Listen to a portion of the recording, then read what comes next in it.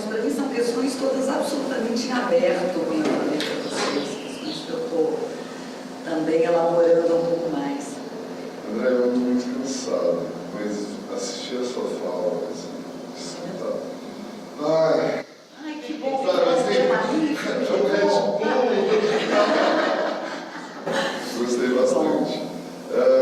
Primeira pergunta é, toda a sua fala, a gente estava conversando ali, quando a gente ouviu, a gente fazia de papinho. A sua fala, ela vai de encontro à visualidade, a palavra visualidade. Mas você não utilizou em nenhum momento, tampouco cultura visual. Eu ando questionando isso, sabia? Mas também é muito recente, Eu estava conversando com um colega de área, o Wilson, lá na UFRJ esses dias. A gente estava, na verdade, escrevendo um artigo sobre cultura visual, multiculturalismo, que é outra questão que eu ando pensando, e aí a gente estava nesse negócio. O que a gente vai usar?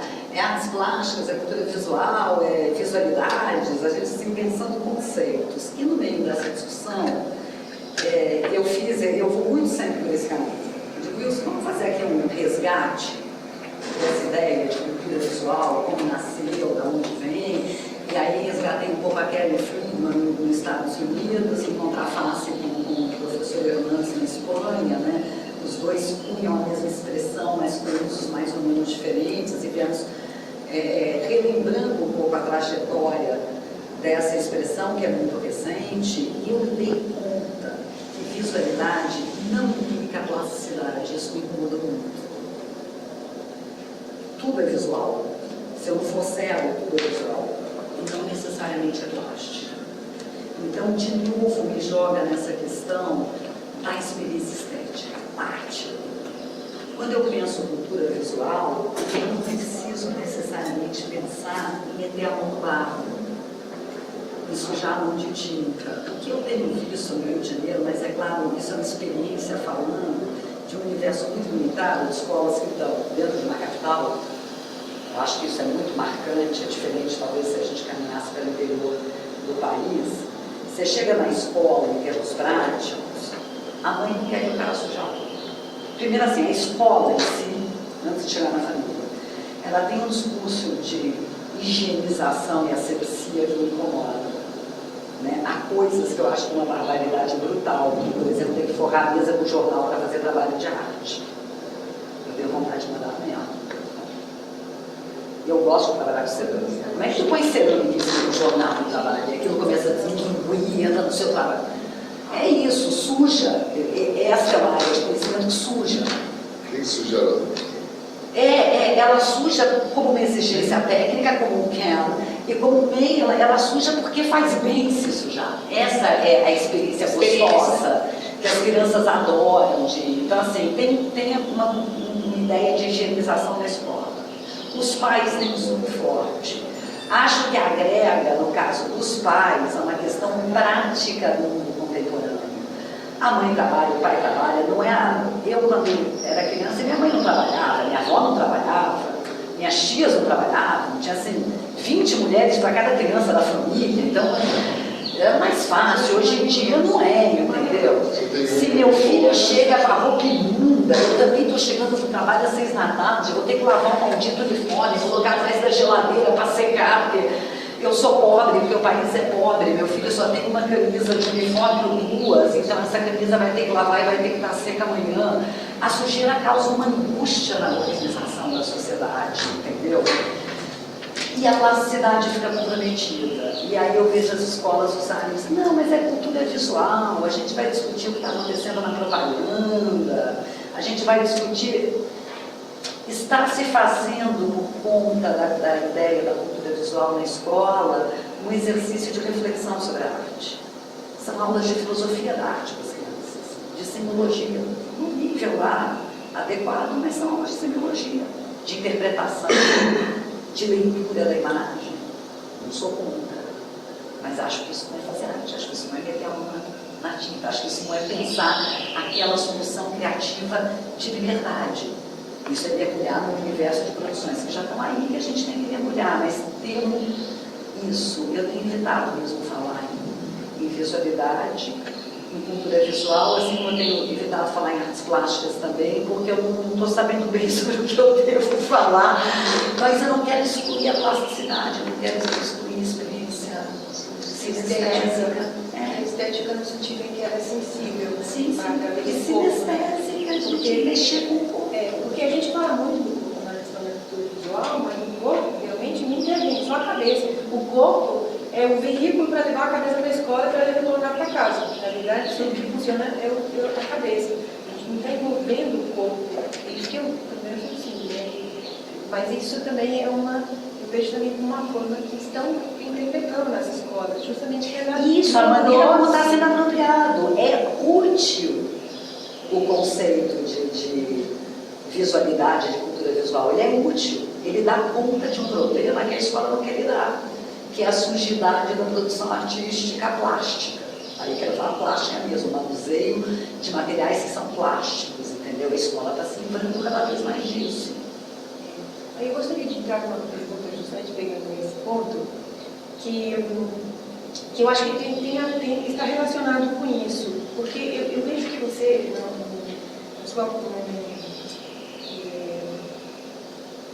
na sua tese, o tema da autoridade na sala de aula, não sei se vocês viram esse tema, é muito forte, tão forte, que eu acho que você faz... Eu tinha trazido um pedacinho para ler, mas aí ficou demais. Então, que você fala assim, que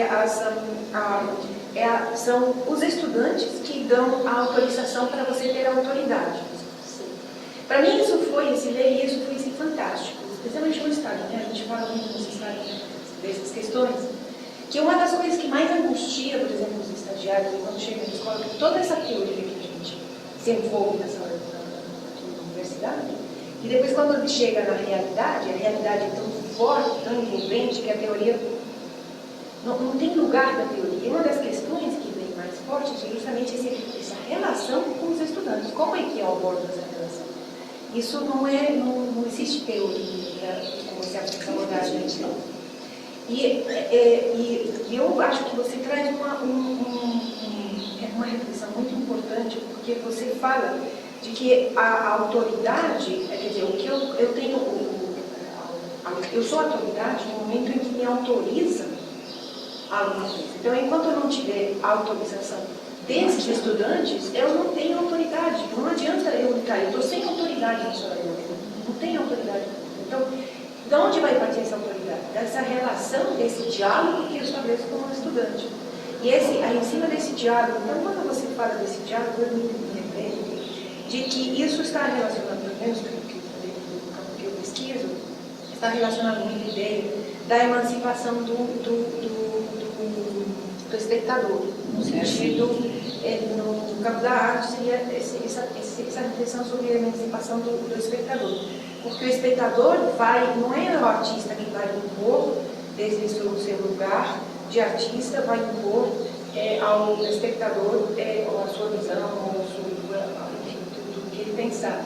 Mas ele vai negociar com o espectador. O espectador hoje ele tem um papel importantíssimo, né? Estamos admitindo, quer dizer, ele sempre teve, né? Ele sempre teve, a gente na verdade estamos dobrou. admitindo, exatamente, agora que estamos admitindo que ele existe, na verdade, que ele existe e que esse existir ainda por cima muda a minha obra. Eu não sou nada sem meu espectador, sem a minha negociação com o espectador. E se a gente está pensando isso na arte, eu vejo esse paralelo que a gente está pensando isso na escola também, essas discussões estamos tendo essas discussões, né? Que como o Leto, por exemplo, que é um currículo que equilibra entre o planejado e o vivido, que é a vida mesma que determina muitas coisas. A gente não pode chegar com um planejamento que ele vai se envolver com a vida dos estudantes, porque senão é justamente esse exercício do poder, que eu envio, eu transmito, enfim, estamos dentro desse paradigma ainda. Então eu vejo, muitas vezes, que a cultura visual, como é entendida na escola, ou qualquer outra posição que a gente for ter na escola, enquanto não mudar o nosso paradigma, na verdade, como a gente pensa essa relação de poder, isso não muda. E a relação de ensinamento. Exato. A relação de ensinamento. Porque no final termina sendo simplesmente acrescentar outros temas. A autora do campo da filosofia retórica, do mesmo mexicano, chamado professor Luiz Antônio Monzon, que ele fala muito bem nisso, assim, que é inegável que o ensinamento ele é uma dimensão do ato educativo. O problema é que na nossa sociedade contemporânea ele virou um sinônimo de ato educativo. Educar é ensinar. E o Monzon atenta para isso. Educar não é ensinar. Ensinar é uma das pequenas estratégias, enfim, partes do que seria educar, né? Educar implica aprender, implica ensinar, implica criar novas possibilidades que não foram ainda aventadas. Nessa questão da arte, eu sempre tenho trabalhado com os meus alunos a seguinte ideia: eu digo, gente, vocês não vão ao cinema e não levam o diretor para ele explicar o filme para vocês. Vocês acreditam que são capazes de ver um filme e entender e emitir sua opinião, mas por que caramba vocês têm que levar Leonardo da Vinci junto com a Mona Lisa? Porque sempre a minha brincadeira é o seguinte: coloca lá a Mona Lisa, os alunos falam que horrível. Aí o cara está fazendo a leitura de imagem, não, é bonito, você tem que saber a época. Não é bonito, simples assim. Não é. Não dá para ter. Então, assim, o que eu acho que me parece difícil, né, a gente realmente abrir mão do nosso conhecimento. Se colocar numa relação assim de uma certa nudez e deixar vir o que o outro tem e amparar o que o outro tem para te trazer, me parece que é o mais complicado. Eu penso muito em Tardif, né? Tardif diz que um dos problemas de você ser professor é que todo mundo é professor desde sempre, ao contrário de um médico, de um engenheiro. Se tu quiseres estudar engenharia, exatamente, se tu quiseres estudar engenharia, você não sabe direito o que é. Você vai conversar com o engenheiro, você tem uma noção. Agora, todo mundo nasceu na escola. Antes de decidirmos ir na aula, nós já estamos há 12 anos dentro desse sistema. A gente já sabe o que é ser professor, o que é ensinar, como é que faz, que chega na lousa, a gente já sabe. Isso tem um poder de cristalização muito difícil, é uma luta interna muito grande para sair desse modelo. E não acho que o modelo tem que ser abandonado. Eu acho que as formas educativas que a gente tem são as formas que a gente conseguiu criar na sociedade que hoje nos constitui. Essa é a nossa história. A gente criou uma ideia de que educar seria isso, quer dizer, ela veio se configurando dessa maneira. Ela, portanto, tem uma razão de ser, assim como diz o Gertz, né? Tecnologia e significado não estão desvinculados. A gente ensinou dessa maneira porque isso atende a alguma coisa. Mas no momento em que não atende, que é o que muito bem nos lembra o Hudson quando fala de currículo, eu preciso fazer uma revisibilidade da história. Toda vez que ela não funcionar, quando que eu faço um levantamento histórico? Quando eu chego com a bagagem que eu tenho, ela não funciona, ela não atende. Então eu tenho que voltar e rever. O que mudou, como é que é o contexto. Então, assim, na verdade, o que me parece maluco é que você chega na sala de aula, o aluno diz assim, credo, que feio para a Mona Lisa. E você fica totalmente surdo e desmagina. É lindo, olha o sorriso dela. E o aluno olha o sorriso e diz, que feio. Sabe? Ou você diz assim, não, mas olha, as crianças estão... É a mesma coisa dos movimentos sociais. Chega na escola, as crianças estão terríveis, indóceis, porque tem um grupo, faz bullying, não para, não escuta. Eu vejo isso às vezes no meu campo de estágio, né? Aluno fazendo regência. Os moleques aloprando, pulando, e o coitado, né? Experiência em sala de aula, ele tentando, fiquem quietos, fiquem quietos. A molecada não fica quieta, tem uma hora que o cara. Não, eles estão em prova, não tem coragem, é prova de regência. Ele solta a aula e tudo bem, ninguém parou, ele dá aula, que ele programou, um tá pulando, o outro aqui, ele dá aula. Ele continua, né? Para ele mesmo. Na hora de avaliar, eu não dou nota para essas provas, né? Eu acho que essas provas não podem dar nota, não é FRJ, não dou nota. Porque eu acho que essas provas têm que ser campo de discussão. Na hora que termina, eu pergunto, eu digo, pô, mas eles não estavam nem aí, por que você continuou? Não, mas tinha a prova, não sei o que, mas como assim? As pessoas não estão te ouvindo, como é que você continuou? O que eu tinha que ter feito? Eu digo, tu tinha que ter parado e ter olhado. O que está acontecendo? Por que está rolando? Às vezes pode ser uma coisa tão simples, e o Rio de Janeiro é uma cidade tão quente, né? Às vezes basta você chegar na molecada e dizer, gente, vamos descer, vamos um pouco no jardim. Vai para o espaço livre que venda, toma uma água, dá aquela acalmada, a aula acontece. Às vezes pode ser uma bobagem assim, uma condição física. Às vezes você vai ter que reconhecer que a Mona Lisa realmente é feia.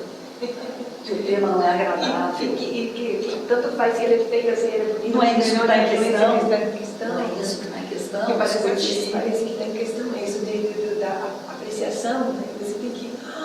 Não, e a nossa tradição ocidental é muito em função da apreciação a partir do conceito de belo.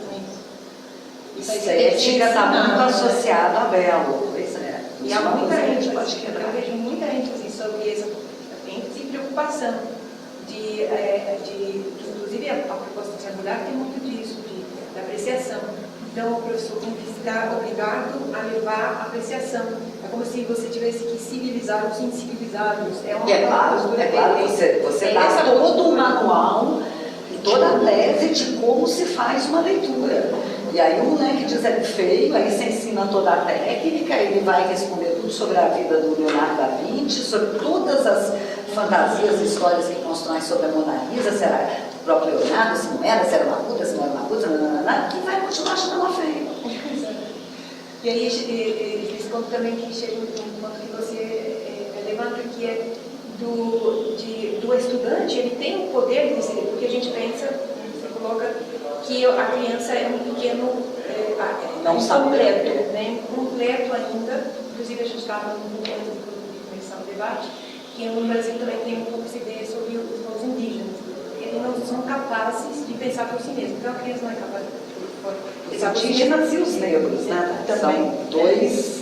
E não se negocia com deficitários sociais. Não se pensa por eles e se pensa que eles devem aprender a chegar, partir dali para chegar aqui onde eu estou, que eu sou civilizado e eu sou civilizado. Então, meu trabalho educativo levar eles a mim onde estou, não acima de treinar. Que é outro erro gigante, né? É outro erro gigante, porque parte da cultura ocidental, europeia, não tem aquelas crenças. Não se... Então, você está partindo. Mas nós no Brasil somos muito, eu estava falando dos tratamentos mais europeus do que outros países da América Latina. É impressionante como a gente está sediado no continente europeu. Como a gente não se cedia aqui. E esse partir do princípio de que quem está ali vai chegar até ali, esse é o princípio que o Rancière toca, né, da emancipação do pensamento dominado. Porque a gente só vai trabalhar dentro da emancipação se a gente partir do princípio que a gente está no mesmo lugar. Nós somos todos emancipados, somos todos capazes, estamos partindo do mesmo princípio. Nós estamos partindo daqui para chegar aonde eu estou, estamos partindo do mesmo lugar. Então eu vejo isso na sua proposta, eu vejo essa ideia dessa emancipação mesmo, partir da ideia da emancipação, de que todos são emancipados, mesmo de idade, seja claro, e a gente faz escolhas diferentes, né? Eu acho que talvez é isso que também seja um pouco difícil numa mentalidade tão racionalizada como a gente tem. Eu penso que a ideia é um pouco assim, eu vou olhar a Mona Lisa e isso vai me trazer uma determinada experiência, vai trazer uma outra experiência se eu estiver com um aluno em São Paulo, uma outra se eu estiver com um aluno no Rio de Janeiro, outra se eu estiver com um aluno na Itália, se for uma criança, se for um adulto, se for um leigo. E, na verdade, a riqueza da possibilidade em termos de discussão de valores, de crescimento de uma sociedade, é justamente que essas ideias sejam diferentes. Não é trabalhar no ensinamento da ideia mais correta ou mais adequada. Talvez o caminho legal, que eu acho que eu falo um pouco na escola, de criar as novas opções, é justamente deixar essa diferença grow up. Né? Não é só, é diferente, tudo bem, eu respeito. Eu também não gosto dessa ideia de respeitar, é claro que você tem que respeitar.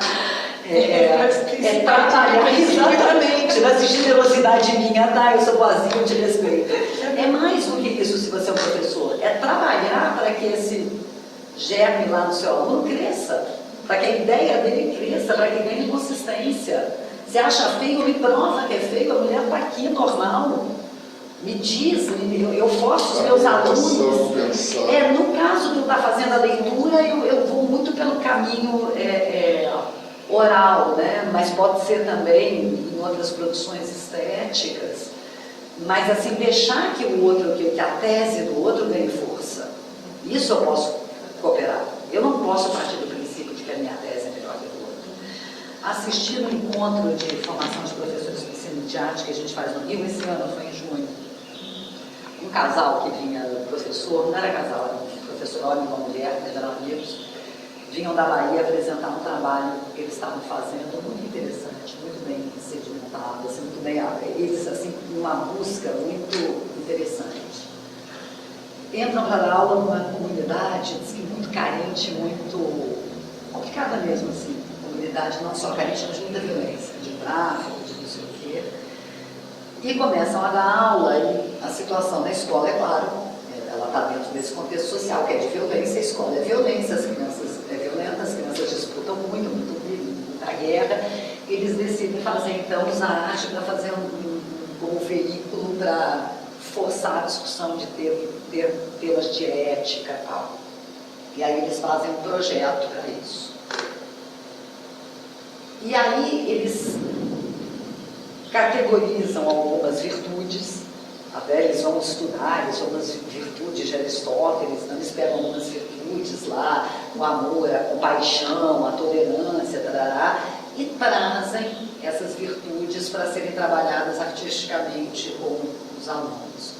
O mais legal do trabalho deles era a força artística. Eram duas pessoas menos discursivas e que conseguiam visualizar aqueles temas a partir de fazeres mesmo, né? Artísticos, estéticos, o resultado era bacana. Mas eu me peguei com essa questão do Hoffmann, assim, tudo bem, você entra numa escola, a escola tem problema de violência.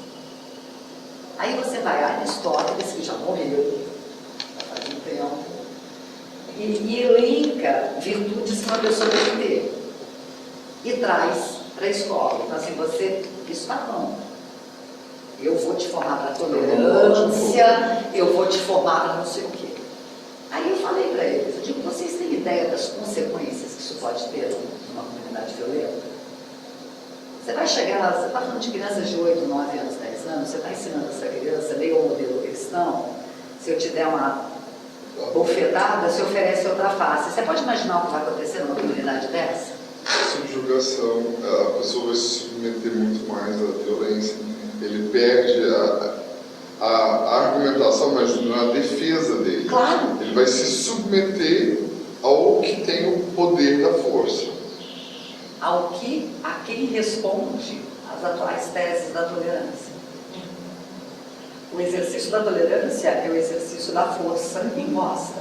E eu me calo para tolerar. Então, mas tolerar você pode muito bem tolerar segurando a mão de alguém que te tolerar não é conviver com o diferente. Porque conviver com o diferente não é porque eu te tolero, porque eu te suporto, é porque eu tenho humildade bastante para supor que pode ser que você tenha razão e ela esteja errada. Porque a tolerância eu estou defendendo a minha tese, mas vai saber, olha, eu estou aqui olhando, quem sabe sou eu que estou e ele está certo. Ela requer humildade. Eu vou ter dificuldade de lidar com a diferença, claro que vou, é por isso que ela se configura para mim como diferença. O que me fará recuar e não me impor para você é o exercício de humildade em relação a mim mesma, reconhecer que talvez eu não esteja tão certa assim.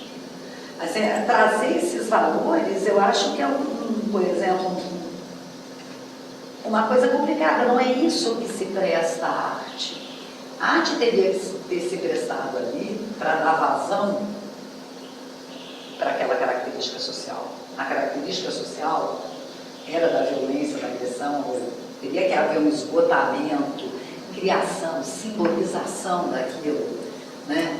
Externamento daquilo. E a partir do que você tivesse configurado, você começar a entrar no debate, eram os próprios alunos que tinham que encontrar soluções. Quem sou eu sair da Zona Sul para entrar no morro e dizer para o cara como é que ele tem que se comportar com a violência do morro? É onde a gente tira essa ideia. Porque às 5 horas da tarde você volta para a Zona Sul. E ele vai e essa é a maior violência. Vou de carro blindado, né? Então, mas se você desce, ele fica. E essa é a maior violência, né? Porque essa violência, ela se exerce fisicamente sobre as pessoas sentem, as pessoas vão sentir essa violência que você queria dizer, justamente de uma outra posição. Eu te tolero, a tolerância tem um tempo, inclusive, ela é condicionada. Ela é condicionada e ela se esgota. Então você tem, eu te tolero, e assim você tem que, então, essa é a maior violência. Essa violência é muito maior do que aquela violência primária. As violências simbólicas são mais sutis, né? Elas são sutis, são mais difíceis do outro se defender. Queria que você falasse um pouquinho mais sobre a questão do lúdico versus seriedade, se possível. A negociação que existe do professor dentro de sala para conquistar essa autorização. Porque a partir do momento que o aluno foi matriculado, que ele tem que frequentar aquela sala de aula e que eu já estou numa posição de professor em relação ao aluno, já existe um peso gigantesco ali. Assim, eu entro com um contrato Você entra com um peso, o Durkheim explicar isso no berço da sociologia, porque você tem uma autorização prévia dada pela sociedade. Os pais te autorizam e a escola te autoriza, mas não necessariamente os alunos te autorizaram. E aí, em relação ao aluno, a gente fala de um lugar hierárquico que o Perelman defende, né? É um editador teórico meu, mas nesse artigo, eu escrevo esse artigo para dizer para o Perelman que não é assim, porque ficava complicado para mim trabalhar com um autor que se posiciona em relação à autoridade desse modo, mas enfim, está lá localizado na década de 50 dele. O Perelman defende que no caso de uma criança, o modelo de autoridade, ao contrário do modelo democrático, que é o da autorização, no caso de uma criança, a autoridade se estabelece por modelo da nossa cultura judaica cristã, o modelo de Deus para o homem, o modelo de pai para o filho, do adulto para a criança. Então, assim, é uma submissão metafísica, né? A submissão de... Então, o Perelman ele defende isso, que no caso da criança a autoridade está instituída pelo modelo metafísico religioso, que cabe a gente discutir quando é que a criança ganha autonomia. A pergunta para mim é tão absurda, né? Um pensador do porte dele imaginar que haverá um dia, quando é que ela recebeu a iluminada? No dia 19 de fevereiro de uma... É tão absurdo, né?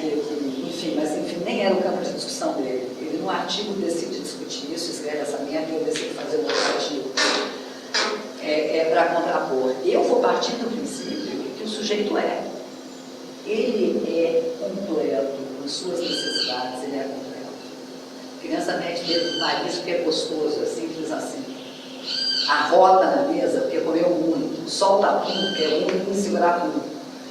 Socialmente a gente vai estipulando que tudo isso são regras de convívio, desconfortável. Então, assim, é claro que na hora que eu for educar, a não pôr o dedo no nariz, a não arrotar e não soltar pum, eu vou criar um lugar de desconforto corporal também. Né? Isso vai ter que ser introduzido, isso vai causar um desconforto. Em primeiro lugar, eu penso assim, eu digo isso para o pessoal. Você tem filho, Tati? Quantas vezes você já falou para ele não pôr o dedo no nariz?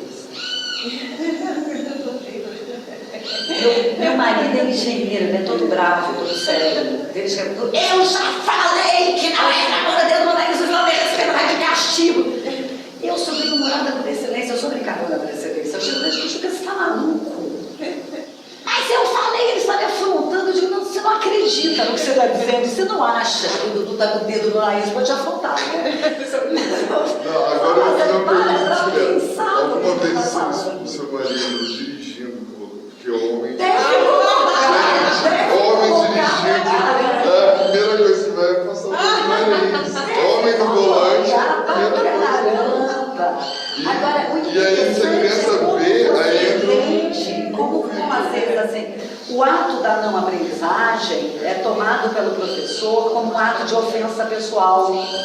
A gente se esquece como é difícil aprender. Aquilo que a gente ensina na escola, que são conhecimentos muito remotos, vocês lembram quando vocês foram alfabetizados? A gente não lembra da nossa alfabetização. Não foi simples, isso eu garanto a vocês, porque são no mínimo 2 anos. 2 anos para escrever o abecedário, fazer umas palavrinhas, é muito difícil. Então é meio maluco, assim, a primeira maluquice da seriedade, né, que é uma seriedade jesuítica, eu acho que essa seriedade tem origem, né, um modelo super patriarcal, religioso, jesuítico, do ratinho estudioso, né, que se impõe. Eu acho que a gente tem um modelo que é super patriarcal. O primeiro absurdo dessa seriedade é partir do princípio de que o outro me afronta. É duplamente complicado, porque no fundo é uma afronta, porque na medida que o outro não aprendeu, você tem a clara noção de que você não ensinou, a contraface. E aí, de novo, vai requerer uma certa humildade. Eu trabalhei muito isso com esse aluno, não deu certo, o que eu posso fazer? Humildade não está no repertório da autoridade adulta. Essa autoridade proposta por Bergman, que vem de Deus, né? Essa autoridade não é humilde. Deus não é humilde, os pais não são humildes e os professores não são humildes. Tomam a coisa por ofensa, reagem com violência. E aí eu acho que tem uma tese histórica também, que é uma tese cognitiva, que nasce intuitivamente no trabalho dos jesuítas, e depois você acaba tendo um monte de gente maluca nos Estados Unidos fazendo estudos científicos para corroborar uma coisa que é puramente comportamental, que é a ideia de que você aprende pelo reforço e pelo sacrifício. A ideia de que você vai aprender matemática fazendo muito exercício de matemática. Defender uma tese de que você vai aprender matemática pela repetição do exercício e não pela compreensão da sua estrutura lógica, é tão insano defender isso que até me escapa palavras. Como é que você pega, por exemplo, uma linguagem absolutamente abstrata como matemática, inteira construída a partir da necessidade de corroborar um pensamento lógico formal, e diz que você vai aprender ele pelo exercício e não pela aquisição do pensamento lógico formal? Isso não faz o mínimo sentido. Eu acho, por isso que sem sacanagem nenhuma, eu acho um absurdo a psicologia cognitivista que está acontecendo nos Estados Unidos. Não tem fundamento para estudar psicologia cognitivista. Tem um paralelo da maneira também como abordamos a educação em artes visuais, né?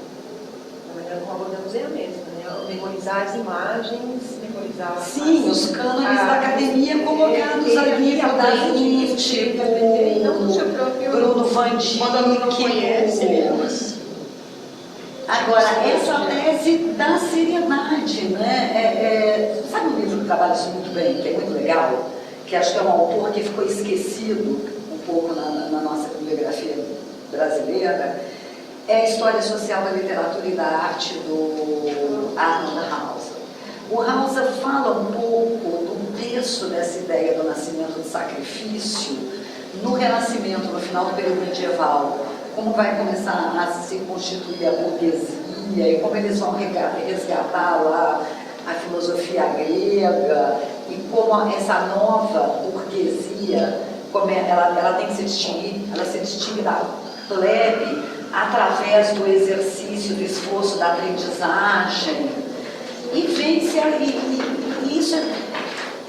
Quando eu penso em termos de retórica, são teses, sempre tem teses, tem muitas pessoas em jogo, com valores diferentes, alguns ganham maior adesão, outros não. A tese do sacrifício, do esforço ganhou adesão, está imperando, mas eu não consigo entender por que tem que ser chato estudar. Meu filho, no sábado, foi no show de encerramento da escola dele, ele tem 7 anos, é tecladista. Fizeram um super show, 8 bandas, não sei o quê, 4 horas de show lá da escola. Eu estava meu marido lá, tipo, deixa eu ver. Vamos ser honestos. Os pequenininhos, outros mais velhos, tocavam bem, outros mal para dedéu, aquela parte, não sei o que nessa tal. Isso é ou não é melhor do que estudar para a prova de matemática? É simples assim. Claro que é. Qual é o problema? Por que desqualifica meu filho? Está subindo num palco, pegando um teclado. Sabe o que ele estava tocando? Pink Floyd. Ele escolheu tocar The Wall. Estava lá, please teacher, leave the kids alone. We don't need no education. Ele tem 12 anos. Vai me dizer que isso não é processo de aprendizagem?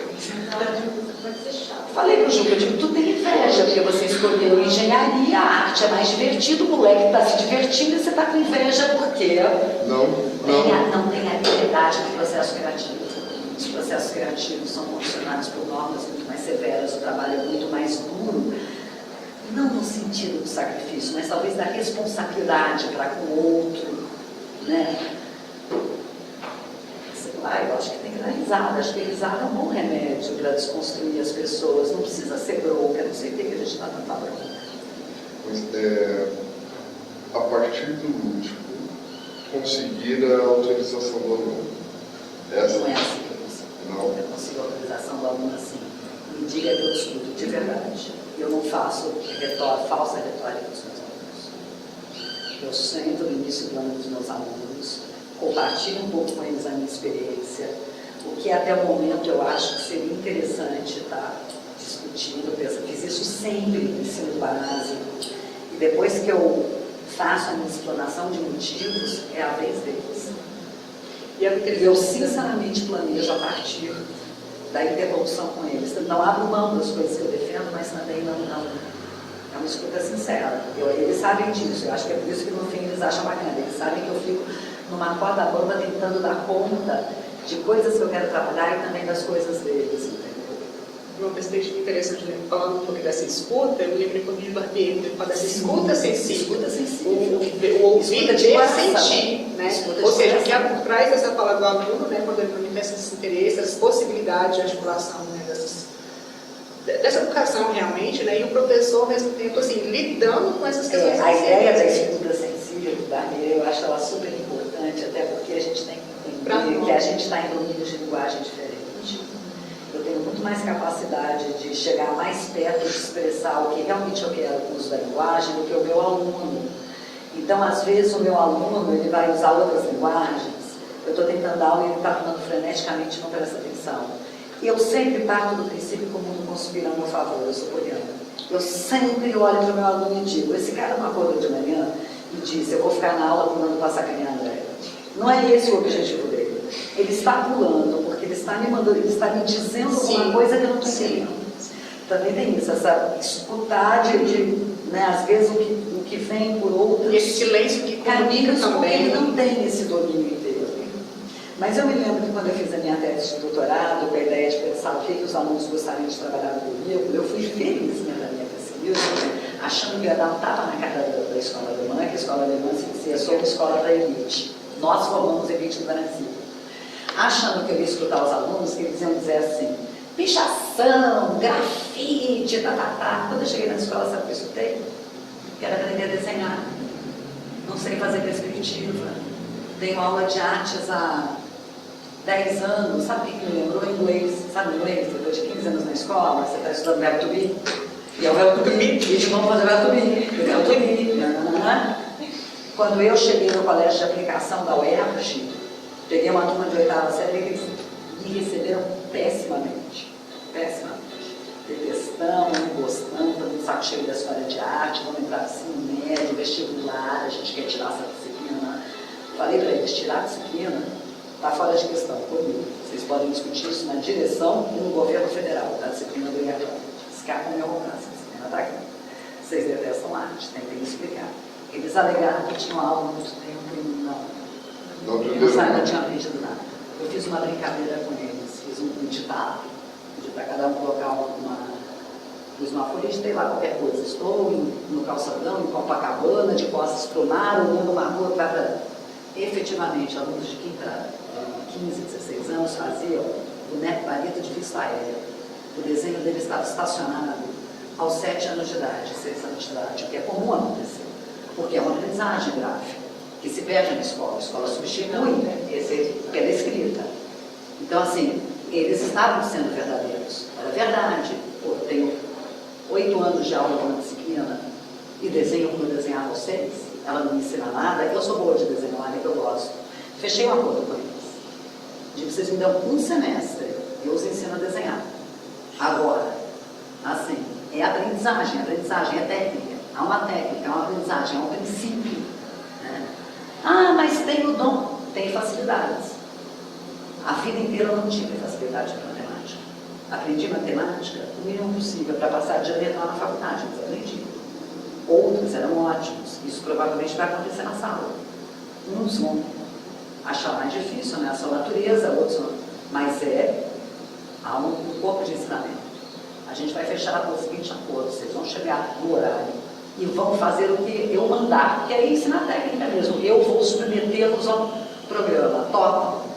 Atopamos. Entrei lá no laboratório de interfaces e vai ver. Eles adoraram.